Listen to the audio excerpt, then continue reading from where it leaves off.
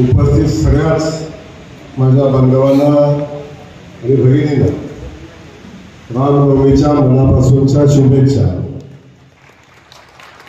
आणि रामनवमीच्या शुभेच्छा सोबत भारतीय जनता पक्षाच्या स्थापना दिवसाच्याही आपल्या सगळ्यांना मनापासूनच्या शुभेच्छा। प्रचंड मोठा योगायोग आहे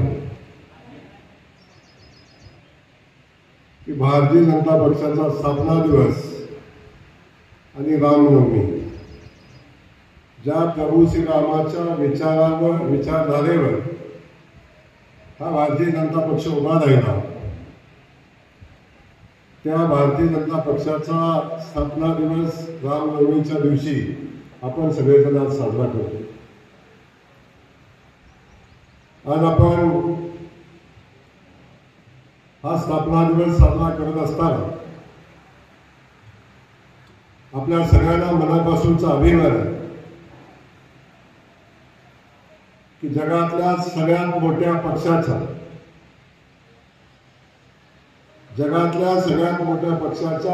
पक्षाचे आपण सभासद आहोत, त्या पक्षाचा घटक आहोत आणि त्या पक्षाच्या विचारधारेसोबत आज आपण सगळेजण काम करतोय, याचा आपल्या सगळ्यांना मनापासूनचा अभिमान आणि आनंद आहे। आज सगळ्यांना भारतीय जनता पक्षाच्या स्थापनेचा इतिहास आणि भारतीय जनता पक्षाचं भविष्यातलं लक्ष्य या संदर्भात आपल्या सगळ्यांना मार्गदर्शन केलेलं आहे। आणि भारतीय जनता पक्ष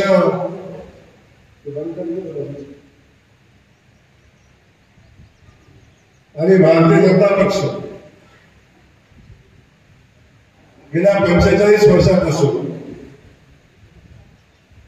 टप्प्याटप्प्याने कशा पद्धतीने देशाची सेवा करत असताना प्रगतीच्या शिखराकडे चालला, पण फक्त पक्ष प्रगतीच्या शिखराकडे चालला नाही, तर सोबत देशालाही प्रगतीच्या शिखराकडे घेऊन जाण्याचं काम त्यांचं भारतीय जनता पक्ष आणि त्याचं नेतृत्व करताना आपण बघतोय। अटल बिहारी वाजपेयींच्या, स्वर्गीय लालकृष्ण अडवाणींच्या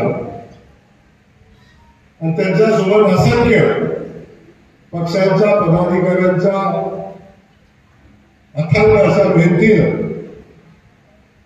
उभा राहिलेला हा पक्ष आज राज्याचे देशाचे यशस्वी पंतप्रधान सन्माननीय मोदींच्या नेतृत्वाखाली काम करतोय।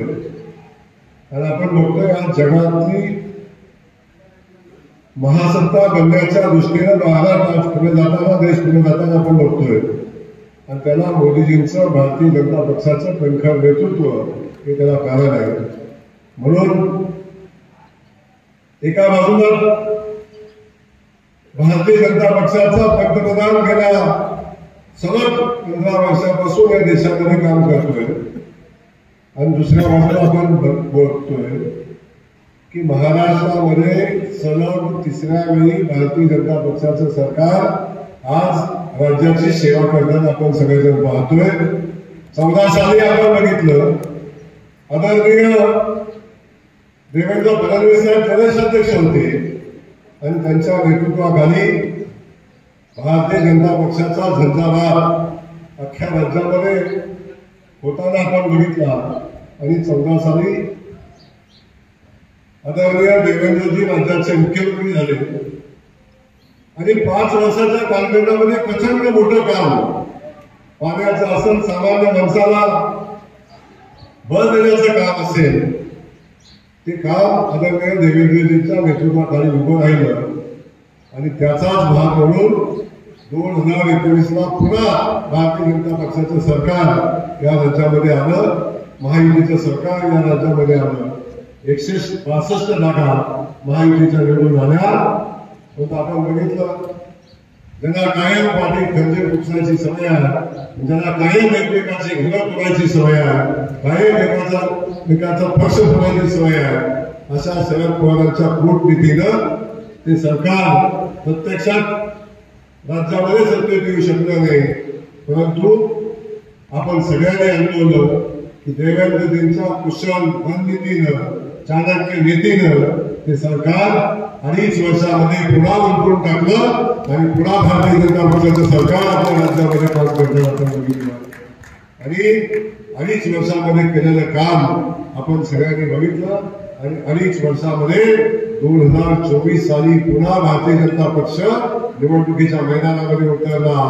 आणि आपल्या सगळ्यांना माहिती आहे की न भूतो न भविष्यती अशा पद्धतीचं यश भारतीय जनता पक्षानं अनुभवलं. आणि 132 जागा भारतीय जनता पक्षाच्या, 5 भारतीय जनता पक्षाचे अपक्ष मित्र निवडून आले.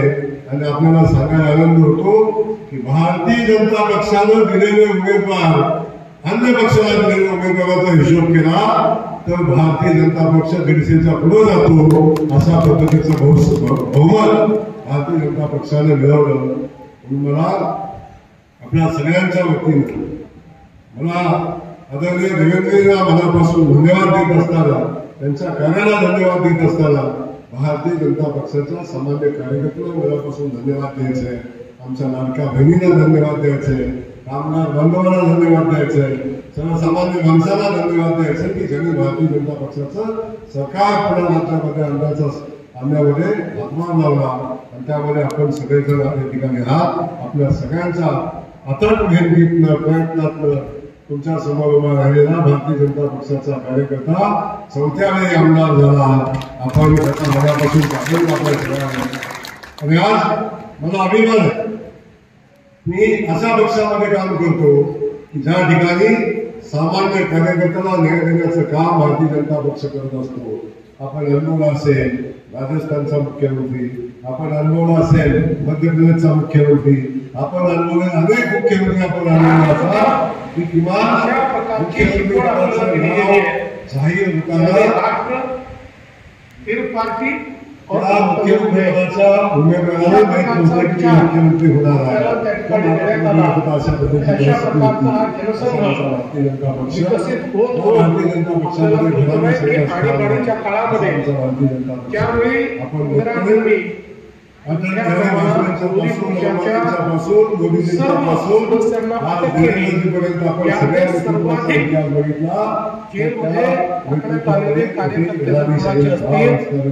ते संघ परिवाराचे, भारतीय जनसंघाचे आणि संघ प्रेरित, विचार प्रेरित विविध संघटनांचे कार्यकर्ते होते, ज्यांनी देशाचं मनापासून आनंद आणि अभिमान आहे. भारतीय जनता पक्षासारखं विचारधारा आहे. म्हणून आज तुमच्या समोर उभा राहिलेला एक शेतकऱ्याचा पोरगा राज्याचा ग्रामविकास खात्याचा मंत्री म्हणून काम करता. नाहीतर आपल्याला जिल्हाध्यक्ष होताना अडचणी निर्माण होत्या, कोण आपल्याला राज्याचा मंत्री करते, ते अशी परिस्थिती आपण सगळ्यांनी अनुभवली आहे. म्हणून मला मनापासून आनंद आहे की आपण या विचारधारेमध्ये काम करतो.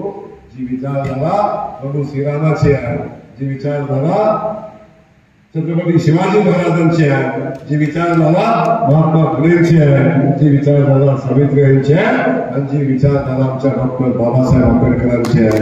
अशा विचारधारेला पुढे घेऊन जाण्याचं काम भारतीय जनता पक्ष करत असतो. म्हणून आपल्या सगळ्यांना मला या ठिकाणी भारतीय जनता पक्षाच्या स्थापना दिवसाच्या मनापासूनच्या आपल्या सगळ्यांना मी शुभेच्छा देतो. आणि जो संकल्प देवेंद्रजींनी केलेला आहे, जो संकल्प आदरणीय गुरुजींनी केलेला आहे, तो संकल्प घेऊन पुढे जात असताना माझ्या भारतीय जनता पक्षाच्या सगळ्या सहकारी बांधवांना मी या ठिकाणी एवढंच सांगेन की आपण आता राज्यामध्ये, देशामध्ये सत्तेत आहोत. आपल्याकडे सगळी सत्तेची स्थानं आता आपल्याकडे आहेत. आता आपल्याला लोकांची सेवा करण्याची संधी आपल्या जवळ आहे आणि या मिळालेल्या संधीचं आपण सोनं करूया आणि आपल्या रामगडावच्या मातीला संपन्न करूया. हा संकल्प या दिवशी आपण सगळ्यांनी करूया. आणि आता इथून पुढे आपल्या सगळ्यांना भारतीय जनता पक्षाचा कार्यकर्ता म्हणून काम करत असताना आज एका बाजूला भारतीय जनता पक्षाची राज्याची सदस्य संख्या 1.5 कोटी झाली आणि तेवढ्याच ताकदीनं आपल्या मानखेडा विधानसभा मतदारसंघाची सदस्य संख्या ही 71,000 झालेली आहे। याचे मनापासून आपल्याला आनंद आहे आणि आपल्या मनात राहिलेली एक शेवटची खंत आहे की आपल्याला 77,000 पोहोचायचं। ते मात्र आपण सगळेजण इथं संकल्प करूया आणि तो 77,000चा आकडा आपण पूर्ण करण्याचा संकल्प करायचा ना। संकल्प करूया की आपल्याला सगळ्यांना मिळून 77,000 सभासद संख्याचं उद्दिष्ट आपल्या समोर आहे।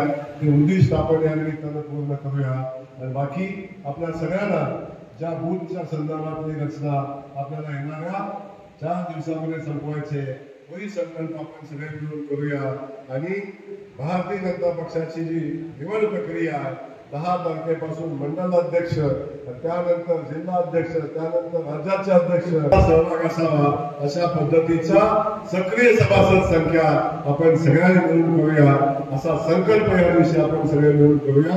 एवढंच आजच्या या भारतीय जनता पक्षाच्या संकल्प स्थापनेच्या दिवशी आपल्या सगळ्यांना आवाहन करतो। आपण सगळेजण एवढ्या मोठ्या संख्येने आलात, आपली संख्या आपल्याला मोठ्या संख्येची सवय आहे। आज सुद्धा खात्रीने मी सांगतो की महाराष्ट्रातील सगळ्यात मोठी संख्या आपल्या सोबतच असेल, आपलीच असेल अशा पद्धतीची संख्या आज आपण या ठिकाणी उपस्थित आहात। म्हणून आपल्या सगळ्यांना मी मनापासून धन्यवाद देतो आणि आपण सगळे मिळून भारतीय जनता पक्ष वाढवत असताना आपल्या मानखटावच्या मातीच्या या राज्याच्या विकासामध्ये आपण सगळे मिळून योगदान देऊया एवढंच सांगतो। देवेंद्रजींना, मोदीजींना मनापासून भविष्यासाठी आणि या राज्याच्या देशाच्या विकासासाठी मनापासून आपण पाठबळ देऊया एवढंच सांगतो। जय हिंद, जय महाराष्ट्र, जय भाजपा।